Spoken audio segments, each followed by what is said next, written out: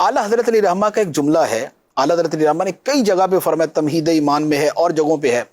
فرمایا تمہارا کوئی کیسا ہی عزیز کیوں نہ ہو، اگرچہ سگے ماں باپ بہن بھائی، نمبر ایک، تمہارے وہ استاد ہی کیوں نہ ہو، یا تمہارے پیر اور مقتدی اور پیشوا اور شیخ ہی کیوں نہ ہو، اگر جناب بارگاہ رسالت میں ادنا سی گستاخی بھی پاؤ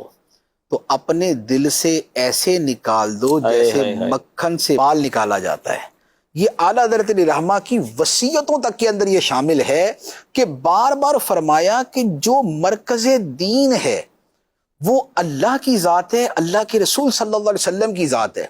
اور اللہ رسول کے جو احکام ہیں وہ قرآن اور حدیث کی روشنی میں ہیں، جو علماء بیان فرماتے ہیں۔ فرمائے اس کے خلاف جس کو دیکھو،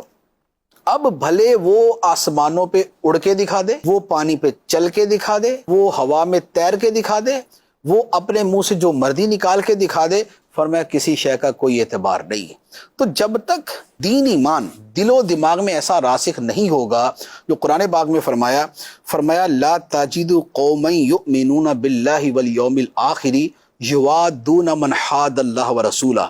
فرمایا کہ تم ایسی قوم کو نہیں پاؤ گے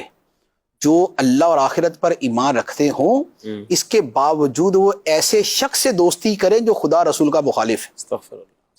جو خدا رسول کا مخالف ہے اس سے دوستی رکھنے والی مومن قوم تم نہیں پاؤ گے۔